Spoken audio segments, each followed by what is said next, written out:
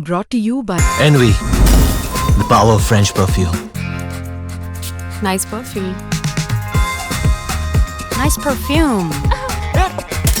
Envy, the power of French perfume. Mike, congratulations. During that first innings, obviously the first 10 overs didn't go the way Pakistan were hoping they would. Could you just shed some light on what you think it says about the team's mentality that they won a game where Pakistan were clearly, in a lot of facets, not at their best? Look, I think whenever you get to different phases of the tournament, your opposition often doesn't allow you to play, the perfect game. And we were far from perfect. We realised that in the first 10 overs. But there's a huge amount of character in this group. We've won a lot of games in the last few months where, we were far from owning the whole 40 overs. We had to fight back. But one thing I can say about this team is that they're incredibly proud to represent Pakistan. And you can tell that. Every single one of them had belief that we could fight our way out of it. And that's what you want in a team, especially representing your country. So, incredibly proud of the way we've fought. As I said, we don't want to be 4 for 33 all the time. I can assure you of that. But the fact we can win games from that position just shows the character in the group. Hi, sir. I'm Irfan here.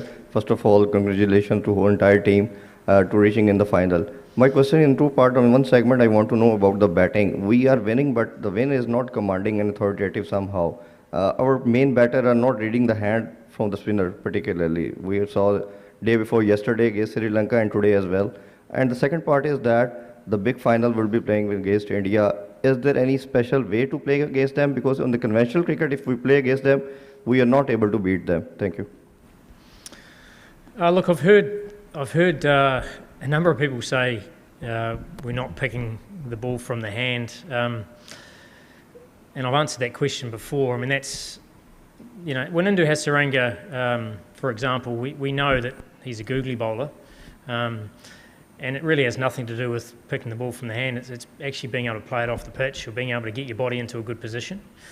And we've been a little bit tentative. And, these pitches are also pretty challenging, as every side has found out after the power play. It's really difficult. So, I think, we talk about not a commanding position. I mean, let's be honest, we haven't beaten Sri Lanka since 2017. We haven't made the Asia Cup final for a long time. If we're searching for perfection from a batting point of view on these surfaces, you're just not going to get it. So we have to be better with the bat. I don't think there's any doubt about that. And we need more contributions from the top order. They know that. And I can assure you that they're working pretty hard at it. But it's nothing to do with picking the ball out of the hand. It's around decision making, and that's certainly something that. It's tough, whenever we tried to play an aggressive shot today, we got out. And often we did it before we got used to the pace of the pitch. And those are things that, as these pitches start to tire, you've got to be a little bit more disciplined in those areas. Mike, congratulations on reaching the final. How to beat India is now the question. We have lost 7 internationals, 4 T20 and 3 ODIs. So is there a mental block or a pressure which Pakistan team take against India? Certainly not. I think the way we played against India in the last match was a huge step up from the first game. The first game we were a bit passive and we allowed India to control the game. The last match, we had that game by the scruff of the neck for long periods of it. And then it took an exceptional innings from Abhishek Sharma to sort of take the game away from us. Outside of that, we were pretty good. It was pretty much the power play with the ball. So we have to be, good enough to be able to put India under pressure for long enough. And we were able to do it for maybe 10 overs with the bat, and we were able to do it post-power play last game. We have to do it for longer because there's a reason why, they're rated the top side in the world. You have to put them under pressure. So that'll be our challenge. Mike, in the last 41 years, Pakistan-India playing first time in the final of the Asia Cup. What is your message to the boys on the eve of the final of the Asia Cup? We've deserved this opportunity, so now it's up to us to make the most of it. And I think, all the games that have happened up to this point now have been around trying to get yourself in a position to win the trophy. And that's what we've been talking about the whole time. We know that we played on the 14th, we played on the 21st, but really the only match that really counts is the one at the end. And that's certainly that'll be our focus, is trying to play our best game when it counts. Congratulations, Mike. Coming back to today's game, the pitch, how it played. So from your initial expectation, how much, or as per expectation, the pitch played? Did you expect it to be a 135 kind of a pitch? And just linking it to your earlier comment in your tour trip to Bangladesh, when similar kind of surfaces or that par total kind of a pitches you faced there, and you had shared some comments about that kind of pitches, and now you came across the same even here. So what would you like to comment on that? Yeah, I'll answer the second bit first. The score, you're right, was sort of similar. The one thing that was different at Mirpur is that some balls were going through the top and were dangerous, and some were going along the ground. So, and at pace, so very different. This was a challenge, in terms of, we did feel that the pitch would not get quicker. Obviously, with the wind around, we didn't think that it would dew up. And the pitch got slower, and spin obviously became more involved sort of through the middle overs, once you could spread the field. And it becomes a little bit of a dogfight, when you're in those sort of games. It's not, you're not going to score a fluent 50, or hit every ball in the middle. You're going to have to fight hard.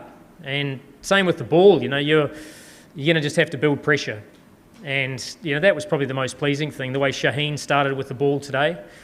He bowled a beautiful length and made it difficult, and obviously got some rewards for that.